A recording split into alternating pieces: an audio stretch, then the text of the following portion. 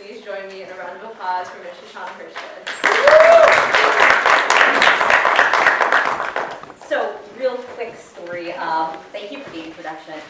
My background is both public education and K-12 and public higher education, as well as working with groups like Mayo, and I've got a couple of my Mayo alum here. What I want to do today is talk a little bit just about how I've come to this place of realizing that being both a practitioner, someone who can be a good musical model in the classroom, and also being a model of inclusivity and diversity go hand in hand. And then talk a little bit about why the voices of women composers and women poets matter in our classroom and in our curriculum, and how we can start to introduce some of that stuff in our own K-12 ensembles. So this is aimed for high school. We do have some trouble stuff in here as well. So my background, just real quick, I graduated from Crane in 1998. And I came out of here, I think, with a really solid understanding of how the program, not necessarily for diversity, the word I would use is variety. And I think there is some overlap in that, but those are not completely overlapping Venn diagrams. When I thought about programming, and I said this to some of you this morning, there was a formula. You start with the dead guy, right? Like you put a Haydn or a Mozart, right? But my Mayo kids are laughing because we start with the dead guy. And then it's throw some world music in. Make sure that you've got something in another language. Something that really makes it leap a little, close with something upbeat, right? And it was this beautiful formula, and it was certainly varied, but I was certainly not thinking about diversity and representation in the programming that I was doing. And there are a few things that have shifted my thinking on this, and they're pretty personal. The first is being the parent of a daughter, and realizing that for her, relevance is representation, and seeing people who she can emulate.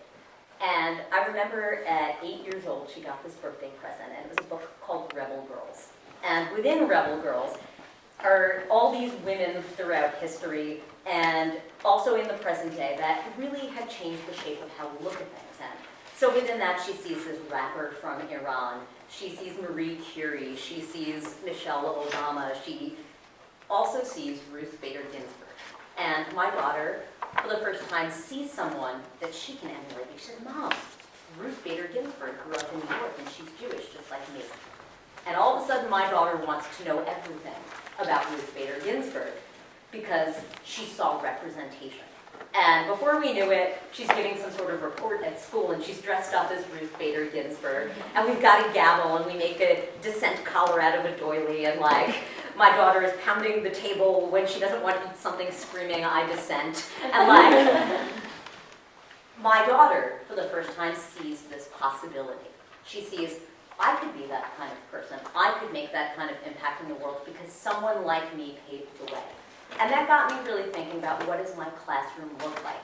Am I showing my students that people of all races and creeds compose music and create art? And I realized that I wasn't necessarily doing that. So when I was asked to chair, it was the ACDA Eastern Conference. They have a couple of different choirs. They do all these honor choirs from elementary through high school. And in the high school, they always do two. There's always a mixed choir, and then there's one with specialized repertoire. So at one point it was Latin American music, it was Chinese music. This particular one was women composers' repertoire. And at first when they asked me to chair this, I was like, why is that a thing? Why are we only focused on women composers? And then I realized that I had sat through and programmed so many concerts in my life where it was all women, all male composers, all male poets, and it had never occurred to me that I was neglecting 50% of the population. And when I went to this conference and chaired it and saw this music of women composers and many female poets, I realized that I needed to be more deliberate in how I program and be more thoughtful and be more representative of what the population looks like. And that started my journey. So some of the pieces that I have fallen in love with is what I'm sharing with you today. Where I started to really think about programming was I decided to do a modified version of what I saw at ACDA with two of my own choirs, one collegiate and then my Mayo choir, and really talk about women And not just, I think that when we talk about women composers, I know I took a class here 20 years ago called Women in Music. It was the first of its kind. It was taught by a female professor. But all the women we studied in Women in Music were relatively wealthy, came from families of privilege, were white. There was a big piece of the puzzle that we were missing. So I started thinking about, when I program a program of all-female composers, am I being inclusive, or am I only talking about one subset of the population? And that's where I really started to think, like, are we really using poets of color, women of color, women from the LGBTQ community? And that really started me on this deep dive into not just seeing the composers who were, easy to find, but searching and digging. And I did it a whole bunch of ways. It was asking people on social media, just being like, hey, I'm doing this project. Anyone want to throw a couple suggestions my way? And then going down the rabbit hole of these websites and being like, I love this piece. And then someone said, if you like this, go listen to this. And then suddenly I've got this treasure trove of wonderful female composers who are often referencing female poets. And that fusion is incredibly special, I think, because in the music that we're going to look at today, we are talking about repertoire that these voices aren't heard very often. In this repertoire, you're hearing from women of color, you're hearing from poets of color, you're hearing from an Israeli poet talking to a Palestinian woman, you're hearing a woman talk about surviving cancer. And these are not voices that are typically heard in our classroom. So I'd love to do a little bit of reading, a little bit of talking, and just give you a little bit of a sense of what's out there. And on the handout that I gave you, there's a great, great list of composers to explore. And they really span. There's two transgender composers on there. There's another person from the LGBTQ community. There are some composers of color. There is a Latin American composer, because I really think that it is important, if we're going to do this deep dive, that we look at the community as a whole, because women are not a monolith, right? And we can't just be like, I checked that box, I got my woman composer, woohoo, pat yourself on the back. I think we have to look at this through a broader lens. So what I would love to do is, if you can grab Abbie Betinis' piece, Resilience. It's just a one-pager. And it's an easy read. And this one comes from the Justice Choir songbook. How many of you, just out of curiosity, have heard or are familiar with Justice Choir? Yeah, it's fabulous, fabulous, fabulous stuff. And the origins of the Justice Choir is that Abbie Betinis, who's a wonderful, wonderful composer, showed up at her Women's March in 2017 in Minneapolis and realized that all of the music that was being sung was from 50 years ago. It was all the music of the 60s. And she thought, okay, Minnesota has this rich choral tradition, and there is no music to match this era. And they put out a call for compositions. Abbie wrote a few, and then some other wonderful composers like Tesfa Wondamagabu, Andrea Ramsey. They did this big consortium and composed about 50 pieces that could be used anywhere and everywhere. And some of them work really well in concert hall. They're 4-part. They've got some lovely Debussy. Some are just street chants and are easy to teach. And it's an incredible resource. It's one of those things that you can find online. And within that, there is some real diversity in the community of composers that have contributed to Justice Choir. So what I thought we'd do is, if we can let's read one part at a time, and then if we can put it all together and you can get a sense. I'm actually using this piece this semester. I built my fall program around this concept of resilience and around Abbie's piece, and she wrote this after surviving cancer. So if we can take a look at this one together, we'll just read it part one in your own octave, wherever's comfortable. You stop. 1, 2, and resilience. We are strong, shoulder to shoulder, keep moving on. Resilience. Make a new plan. Stand up again and say, yes, we can. That's part one. Let's take a look at part two. 1, 2, and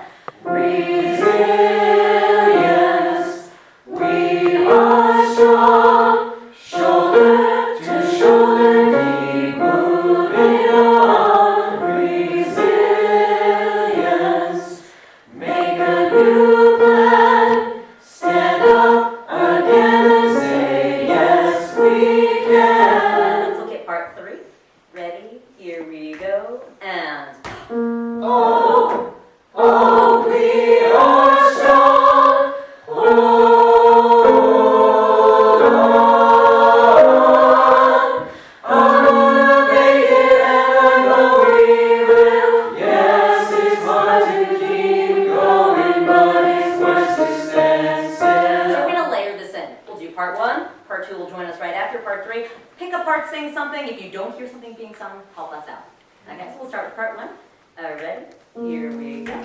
Resilience.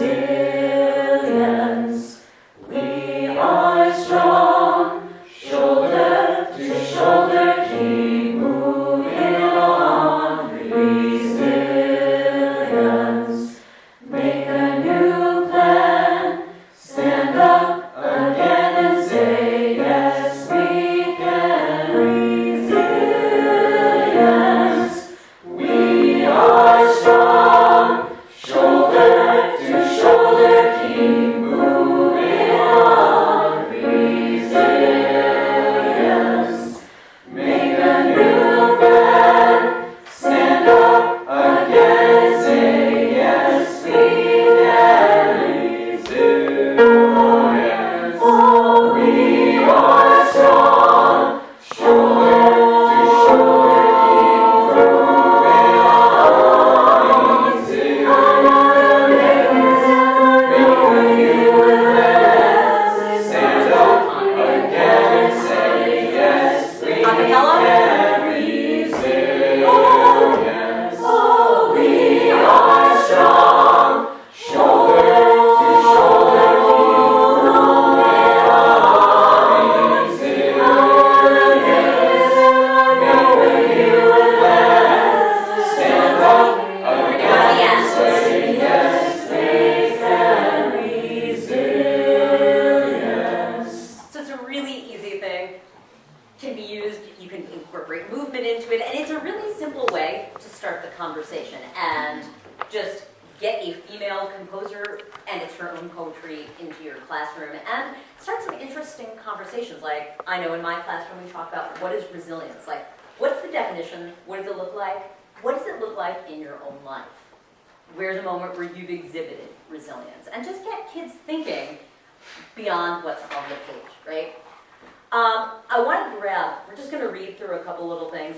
If you can grab My Name is Lamia, and I just want to give you a little backstory on this. So, Michael Buskowitz Horn is a local composer out by me, and wonderful, wonderful, wonderful composer.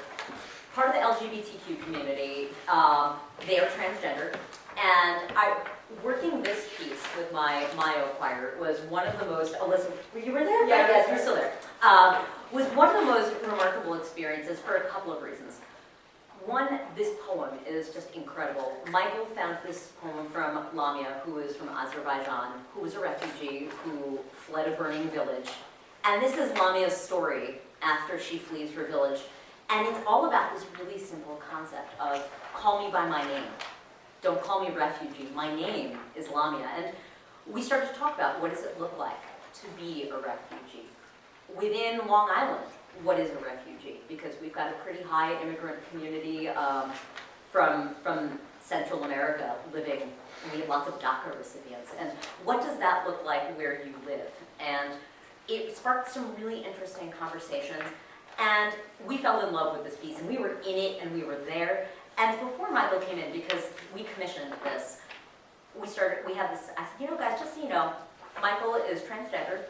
And I remember this moment because being in my 40s, my best friend in high school who was gay, we never talked about it. We couldn't talk about it. It was a thing you just never said. Everybody knew it, but we never talked. It was like a taboo. And I remember just being like, just want you to know. And I remember the room was like quiet for a second, and someone raises their hand and they're like, so what pronouns do we use? And I was like, oh, they.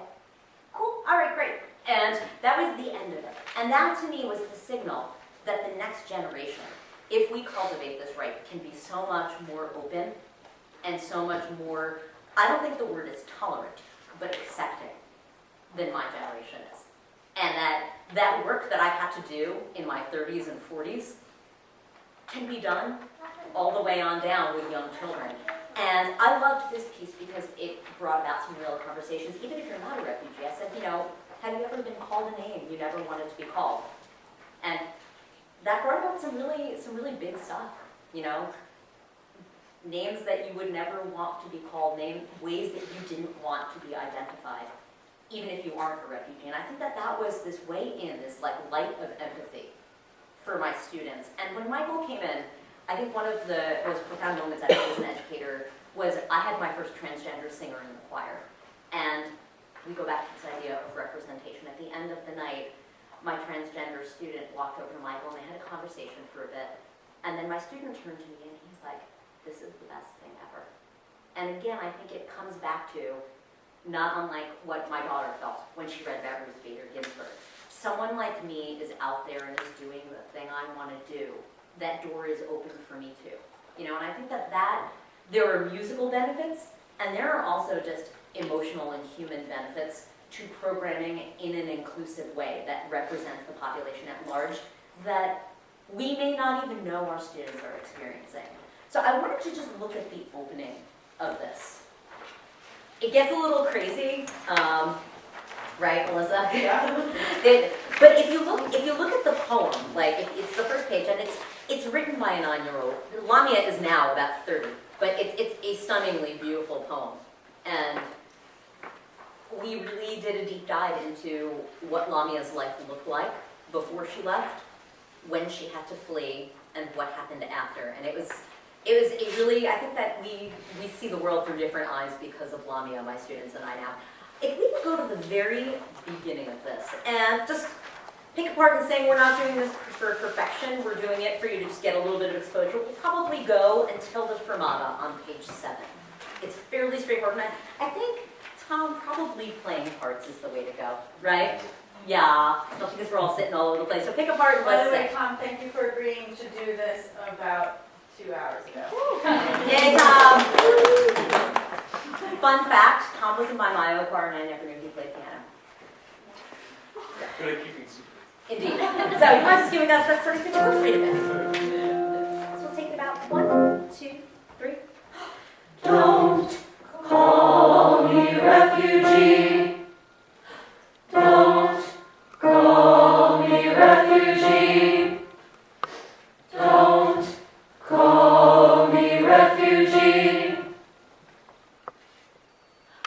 My life, my destiny has been so painful. Call me refugee. Please don't Call me refugee. my heart aches, my eyes cry, I love you. Call me refugee. Please don't Call me refugee. Don't Call me refugee. refugee. It feels like I don't even exist in the world. I think we'll leave it there. That gives you a little bit of an entrance into this story, and it was just a really profound experience. And I think that this combination of Michael and Lamia and the empathy, I think of both of them having had very different experiences, but both experiences of not feeling particularly welcome in a community, really informed this piece. And I think that allowed us a window in. And it was a really, really special experience. I want to flip around just a little bit more. I want to grab, if we can, a bridge of peace. And this was one, it was commissioned for our ACDA conference. The theme of this ACDA conference was called Building Bridges. And this was the Women Composers Repertoire choir, and Gwyneth Walker came in. And I've got this great memory of Gwyneth Walker. The conductor is standing there, and somewhere in the middle of the first read-through with Gwyneth Walker, she wasn't happy with the tempo. And she's like, faster! Faster! And all I can think about whenever I see this piece is Gwyneth Walker, who's very tiny, like my size, waving her arms, yelling in the back. But she is very lovely. She's from Vermont. She's but this one is really, really special. It is a poem written by Ada Aharoni, who is an Israeli poet. And she's writing this to her Palestinian counterpart across the border. And this is one that's really, really, really close to my heart. And I remember the first time I heard it, I just sat there and cried because my family is from Israel. I was born there, we came here when I was little. And this is a conflict that, if you are from this part of the region, touches everybody. And you cannot escape it.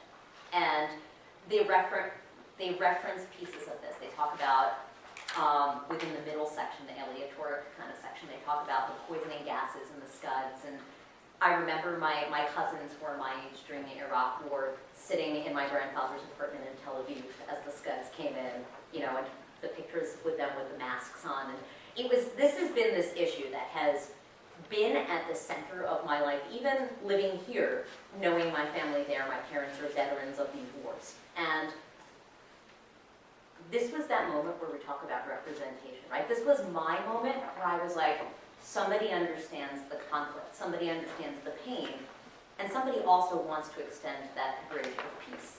And I remember this just being this really profound experience. And then I programmed this with both of my choirs. And with my chorale, we started to talk about how do you, what kind of conflicts around the world exist like this? And I remember putting that out there to my students. And Stony Brook's got this large international population. And one of the things that really took me by surprise, I would have never thought of, was one of my Korean students. And we have a pretty large Korean international population at Stony Brook, said, this reminds me of the DMZ, that border between the North and the South Koreans. And my family on the other side, which would have never occurred to me. I was like, oh, that's a really interesting way of thinking about that. And it's a really interesting parallel. And the other thing that really weighed in for me was that this piece was written was premiered just a few miles away from the Tree of Life Synagogue in Pittsburgh. So this was premiered in Pittsburgh in the concert hall there, where the Pittsburgh Symphony plays. And just a few months later, there was the worst hate crime against Jews in the history of this country, and it was the Muslim community that came to the Jewish community's aid in their hour of suffering. And we talked a lot about this with my high school students, how those bridges can exist, and we talked about how can you build them in your own communities, where are they needed. So it became a broader conversation with my high school students of what does it mean to build bridges, how do you build bridges, how do you get past these walls that have been put between us. And they had some really, really profound answers. And I think that kids are smarter than we are. I mean, you're smarter than I am. So I think you intrinsically understand this, but I think that musically this is such a gorgeous piece, but it also brought about some of the more profound conversations that I've ever had with kids. And we performed this just a couple of days after the shooting in Christchurch. And it was this very full circle moment of, can we all reach out to one another? And then my very personal story, I was telling this to Dr. Moss, I happened to meet Rashida Tlaib, who is the first Palestinian-American person to serve in Congress back in June. And we had a conversation that really echoed this particular piece of music. We started to chat, and she starts to tell me about this grandmother of hers, the one that she wound up not visiting later this summer. And she said, they've got these beautiful olive groves on the land. I started to think about this piece. And as I'm sitting there, and Rashida Tlaib is telling me this story about her grandmother, my eyes start welling up, because all I hear is this music. I hear, oh, my Palestinian sister. And my eyes well up, and she's like, now you're gonna make me cry. And now we're grabbing each other's arms, and and we both have tears in our eyes. And it was this moment. And I know that I was open to that conversation, to building that bridge, because I lived with this piece. And I think that that's what the power of art can do. I think that the writer Ta-Nehisi Coates, who's a beautiful, beautiful writer, he says, the arts teach us what is human and what is not. And I think that is the key here, and that is why this diversity is so important in our classroom, because it widens our scope of what is and who is human. So if you don't mind reading along with me just a little bit, let's go a little bit.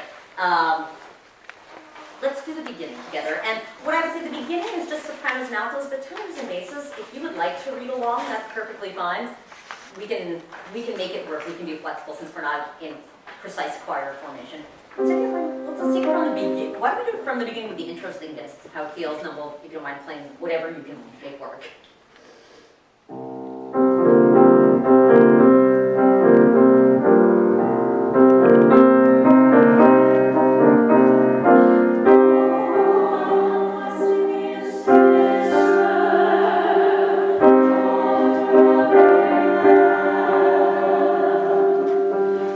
Thank you.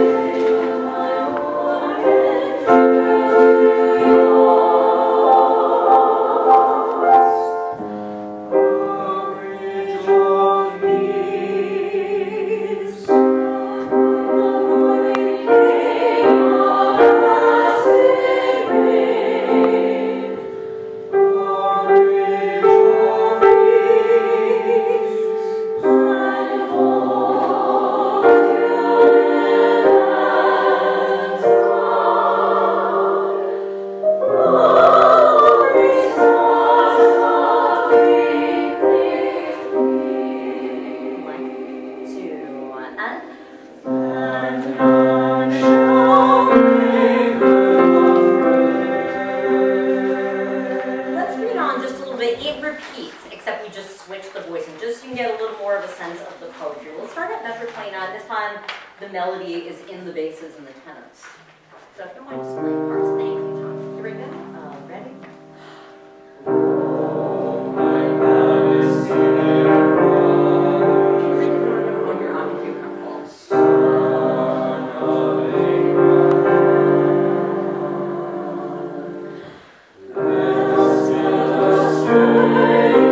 stray away from your olive grove. That's it.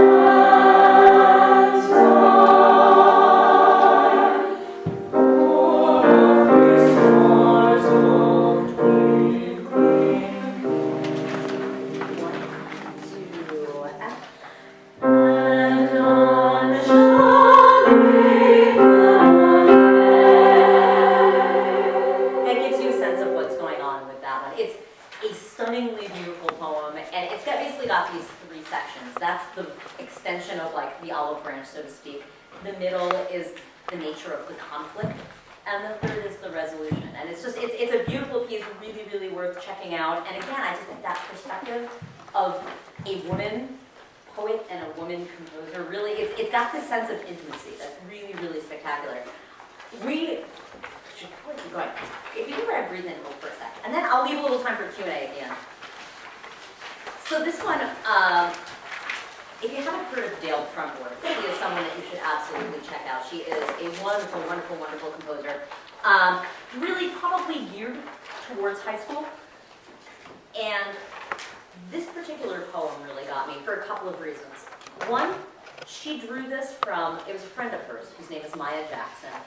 And she took it from 2 Facebook posts of Maya Jackson, the text. And I thought that was really fascinating because Dale Trumbull is a millennial. And I thought, okay, like, you know, people talk about how Samuel Barber slept with poetry by his bedside. Like, he had all these volumes of poetry. And I think that millennials sleep with their phone by their bedside. But there's a lot of poetry in that phone if you look for it. And I thought that was really fascinating. And I built a whole program around how do millennials source their material? And where do they find their poems from? And how do we figure all that stuff out? And this this text was drawn from Maya Jackson's Facebook posts. And that's a friend of hers from college after Philando Castile and Alton Sterling were killed, 2 unarmed black men. And it's this stunning, stunning piece. She talks about what would we do if we didn't have the privilege of being distracted. And this idea that we go through these things, and because they don't hit us directly, we weep, we move on. And we discussed this. I did this with my collegiate ensembles, and we talked a lot about what happens with race and what happens with police brutality. And it's a subject that ACDA itself has broached. There was an edition a few months ago about relevance where Dr. Joy Hirakawa sourced she said what inspired her to create this interactive ensemble where they brought diverse constituencies from the community, there were German kids, there were like Pennsylvania Dutch, African American, and then some migrants, and brought them all together and had them share their traditions, had them share their food and sit together, and then talk about what is it like to be a person of color growing up in this part of Pennsylvania. What's it like to have been here for hundreds of years? And have them go back and forth and really understand and build these bridges together. And we started to talk about that in our classroom. And I think it was one of those things that was tricky because sometimes we don't want to poke this bear, right? Particularly when you're sitting in a choir that is predominantly white. But I think that it is really important that we do. And the reason I think it's important is if we treat this as somebody else's problem, it never gets fixed and we never face it. And it led to some tricky conversations. And it led to us having to shed some inhibitions, and it led to talking about, what is it like as a white person being stopped by the police versus a black person? And how does that look different? And the best story that I can think of, I remember, this is where it hit me. And again, I'll reference Ta-Nehisi Coates, who's a writer you should absolutely read. After I read this book, Between the World and Me, I started to look at the world with very different eyes and realized that there is a different standard that is held when you have white skin. And I remember someone hit my car about a month before the 2016 election. And it was at my child's preschool. It was just like a collision, totally accidental. And it was an older black gentleman, and he got out of the car, and he looked at me, and he said, "This is my name. This is my wife's name. This is where I live. I'm not going to run away. Please don't call the police." And I said, "I know you're not going to run away." And he's like, "I will pay for this in cash. Please don't call." And I was like, huh. And it didn't click. It didn't click in my mind. Like, why would you tell me your wife's name? Why would you tell me your address? Until I drove away and realized he had been taught to be afraid of me. And that's when I realized, if I don't do this work, if I don't look at this poetry, if I don't think about this and have these uncomfortable conversations, it never gets better. And that is the lens through which I look at this, because I don't think we have the privilege of being distracted. And I think that our students, when they come in our classroom, many of them don't have the privilege of being distracted. Many of them are living with this sort of thing. And they need to hear that we get it, and that the place that they walk into is a safe place where they can have those difficult conversations. And the last thing I will say is I met, just a few months ago, I met Manuel Oliver, and he is the father of Joaquin Oliver, who was one of the 17 who were killed in Parkland. And Manuel is a painter, and he had never been particularly out there. Like he's a pretty quiet man by nature. But when his son was killed, he decided to use art as a way of talking about this issue, about gun violence, and about memorializing his son Joaquin. And he calls it artivism, this combination of art and activism. And he brought his sculpture up to New York and did a presentation for us. And it's this it's this big metal desk. And it's supposed to look like the classroom desk. And it has a small child in the corner clinging to one leg of the desk, and it's called The Last Lockdown. And when I met Manuel, I quoted this line, "What would we do if we didn't have the privilege of being distracted?" And we got into this long conversation, and he said, that is exactly it. He said, we don't have the privilege of being distracted. And I think that that is a really important thing, particularly in this society where kids are getting things thrown at them. There's so much information, it's really easy to get distracted. So I want to look at one section of this that is really, really stunning and gives you a sense of what Dale was after. It's like measure 92. No, I'm wrong. It's measure 70, start at 73. And I would say, Tom, if you're cool with playing some parts, let's just pick a part and sing a little bit. Do you want to start? Yeah, 73, where the sopranos come in, this is going to sound wrong. So just pick a part and sing for me. 1, 2, and...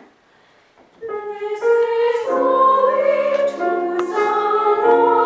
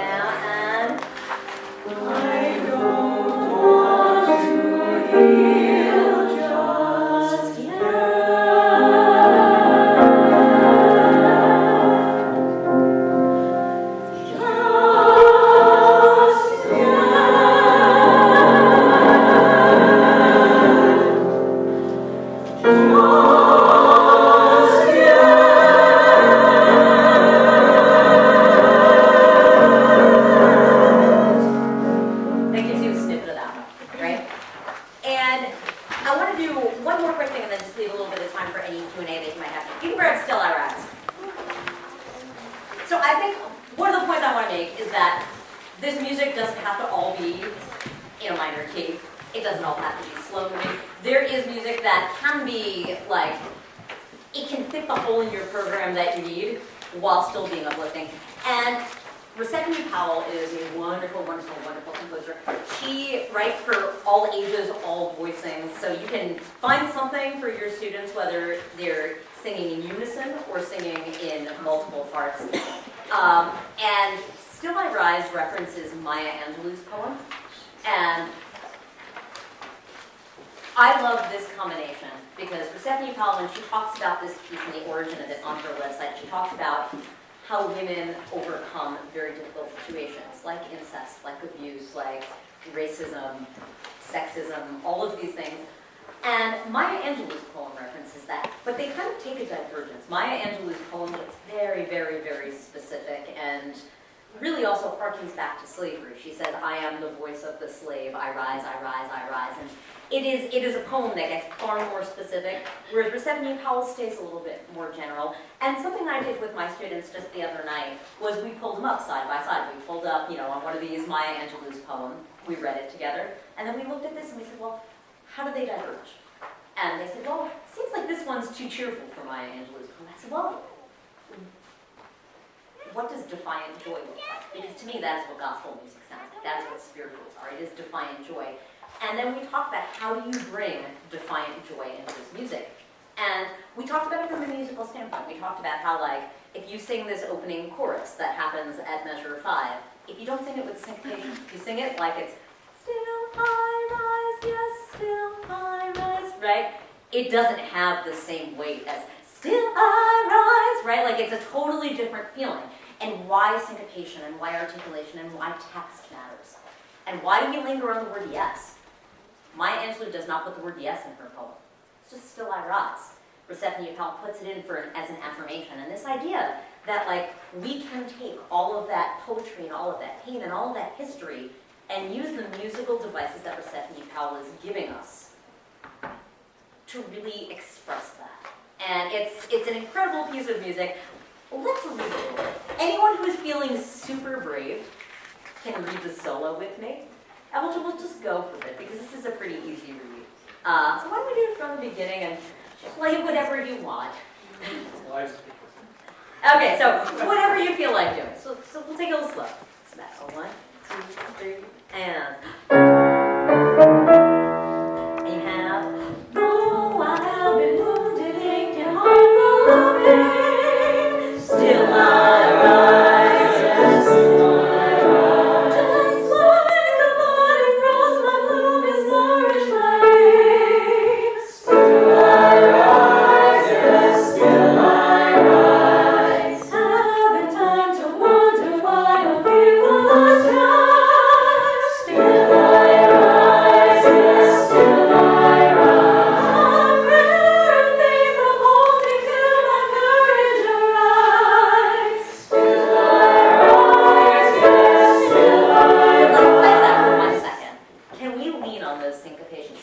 Still I rise, yes, still I rise. So instead of it being still I rise, right? Like it's a little too in the box right now. Can you play the syncopation, lean on them for me? Try to just do the response for me at measure 5. It's about a 1, 2, and still I rise, yes, still I rise. Subdivide it for me. You're feeling still I rise, yes, still I. So you can feel those syncopations. 1, 2, ready, and still I rise, yes, still I rise. And that I, right, is syncopated. We want to lean on that.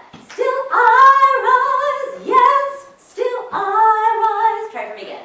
Ready, and still I rise, yes, still I rise. Yeah, and the last thing we're going to do with that is the yes is deliberate, right? She could just go, still I rise, still I rise. The yes is like, it's this, right? So you need to sing it with this. Do it for me one more time. 1, 2, ready? And still I rise, yes, still I rise. Yeah. And then we talked about form. We talked about the call and response. And where does the call and response come from? What is the origin of that? And we know that it is the itinerant preacher that showed up on Sunday on the plantations. And they taught them a simple verse because they weren't allowed to read, and they could just sing it right back, right? and why that matters and why that all needs to be incorporated in there. And I think that one of the things we talked about this morning is this fear of cultural appropriation, right? And to me, when I think about it, first of all, I think that we're doing a deep disservice to the profession if we only knew what we know, right? And from a totally cynical viewpoint, I said it this morning, Rosephanye Powell wrote this music in multiple voices. It was originally written, bless you, for Vox Femina, which is a female ensemble. Then she wrote it for ACDA because capitalism. She wanted to sell this thing, right? She wanted everybody to have it. So she wants you to sing this, right?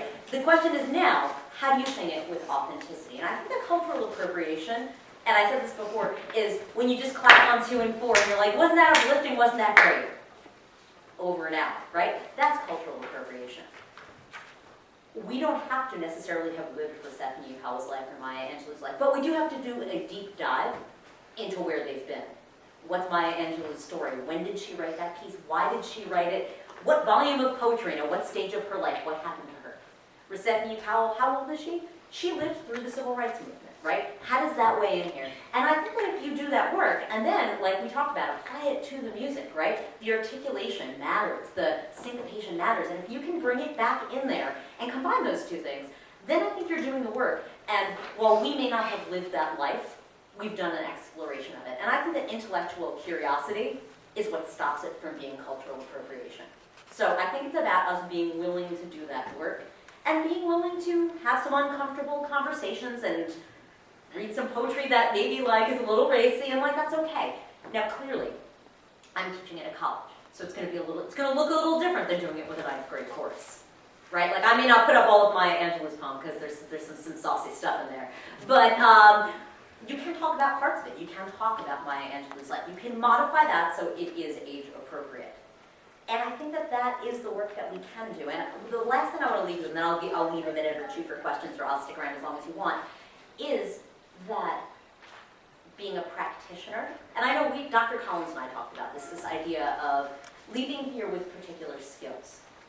Do you have a lovely conducting gesture and a great preparatory breath, and can you model with beautiful tone? And doing this work are not mutually exclusive. Like, I've got nice gesture, I can sing all day long, but that isn't the whole of my job. It's an important part for me to teach those skills to my students and give them a model from which to work off, but it is equally important that I am a model of inclusivity. Because if a kid's gonna walk in my classroom and I ask them to take emotional risks with music, I ask them to put a little piece of their soul here and tell me their story, they have to know that it's safe. They have to know that it's okay to be vulnerable and that it's okay to be different. And I think for that reason, I have gotten really comfortable with just laying it all out there and poking the bear and having the hard conversations, because it's part of what we have to model as educators. I think that if we don't do it, they'll never learn how to do it. And part of the reason we're in the conflict we are right now in this country, I think, is that we never have those conversations. And where I'll leave it is, I remember the last time I taught public school was the 2008-2009 school year, and it was 4 head kids. And every weekend that I wasn't teaching, I was like in Pennsylvania knocking on doors for the election. And somebody was like, I don't want to talk about stuff. I just want to talk about like football. I don't talk about religion or politics. And I said, well, if you and I can't do this in the faculty room, how do we expect kids to do it when they grow up? And that should be a skill, regardless of where you fall in the spectrum, that you should be able to have. So I think that you can do all of these things. And saying that it's either or is a false choice. And that has been like the lesson that I have learned. And I was certainly a practitioner at the beginning. I think that this has been my journey, and my hope is that you get there faster than I did. Because it doesn't need to take 20 years. So, I literally just talked for 15 minutes. So if you want to ask some questions, yeah. Hi. So I know like all the political and stuff like that is really, really great to like bring into your classroom, but how do you respond if like teachers or your school district like gives you backlash for that? So I think it's really, you have to know your community. I mean, clearly on a college campus, I've got a little more leeway, but I think the way I broached it, and like I said, my kids when I was teaching, and I think the world looks different than it did 10 years ago, but when I was volunteering for Obama in 2008, the kids knew what I was doing. you know, and I just said, look, I said, there are people just like me who are doing the same thing on the other side of the aisle, who have a vision for this country and love it the way I do, but they just see it differently. And that like got me out of a whole lot of stuff. Now, I will be honest, I'm not in a public school classroom right now, and I think the landscape is different, but I think you really do have to gauge your community. And I think that you can talk about Rosephanye Powell without referencing the current political situation. I think you can talk about a bridge of peace without necessarily, you know what I mean? Like, I think you can talk in broader terms with greater context, but you do have to know your community and navigate it. But for sure, yeah, no, it's dependent where you are. Cool. What else? What else can I answer? Or any statements or thoughts or? Yeah.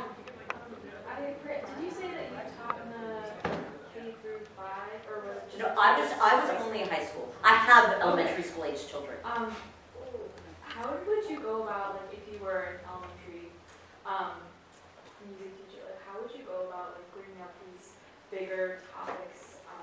I think it starts really simple, and I mean, my daughter's kind of the guinea pig, but you can, like, with still eyebrows, throw up on your smartboard, hey, this is Rosephanye Powell. Like, here she is conducting, and I think just from the very beginning, the idea of like, this is a black woman conducting a professional choir, and hey, here's a woman on the podium, here's a person of color. This is Maya Angelou, she was the poet laureate. Like, I think that you can even just start from that basic, like, just the way if you were to like introduce Mozart to the kids, you'd be like, here's Mozart in his Lederhosen and his wig, right? And like, this is when he lived and this is what he did. You can talk about Rosephanye Powell in the same way, and I think it plants the seed, the way Ruth Bader Ginsburg planted the seed for my daughter. I think that you start where they are, you know, and my daughter has lectured me on the 19th Amendment, so like, they get there pretty fast. What else can I answer? Or any statements, any thoughts? Because I gave you a whole lot here. Can I make some of my Mayo kids uncomfortable for a sec? You're like, we already did. Well, we did a lot of this in rehearsal, right? What was that experience like for you on the other side?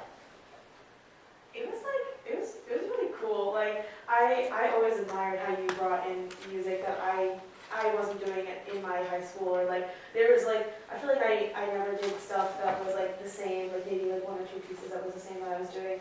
I was always like introduced to like a lot of diverse repertoire, and when we went over My Name is Lamia, that was like it was something that I'd never seen before. I never had a composer come in to like work with the choir that I was in, so getting to do that piece, and like the conversations that we had were always my favorite part that we always did. You would come in and you tell us about like your daughter, and we'd like want to know about how Asher was doing and stuff like that. Like having the like connection between the choir and being able to talk about like stuff that seems like politics and stuff like that might be like touchy subjects, but like there was like 9th graders in that choir, and they were like, we were having an open conversation about it, and like the fact that people who are like not just like from a certain area, but like all across Suffolk County were able to have this like conversation about like a lot of touchy subjects that maybe even adults can't handle sometimes, was like something that was so important to me, and I enjoyed going to Mayo.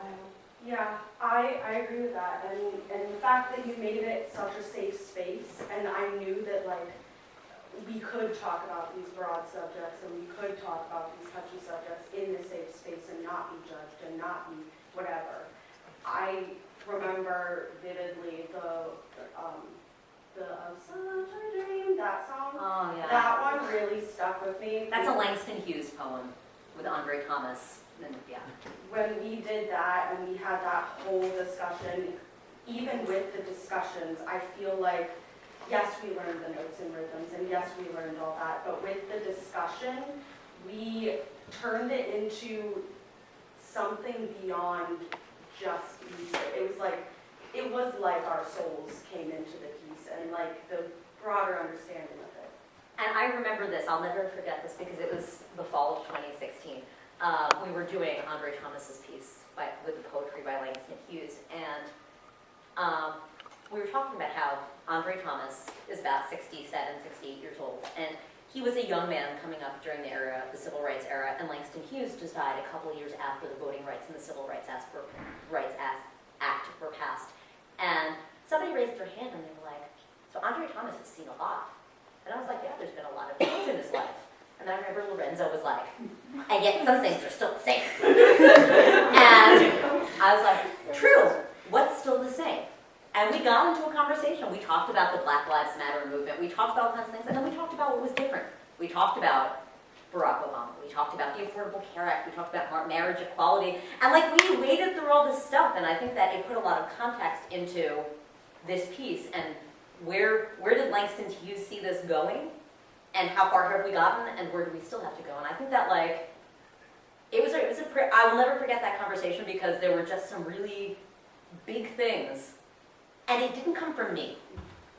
Like I just sort of let that happen. And then I guided it because it's really easy to like, but it was profound. And like, you know, we had a student there who talked about how singing that piece was really healing because she came from Brentwood High School where they had just had the 4 children who were killed by MS-13, and how like this was a really healing moment for her, and how singing was a part of that healing. And I think it brought about some really big stuff that was generated by the choir, not by me. Do you have any thoughts? Oh my gosh, yes.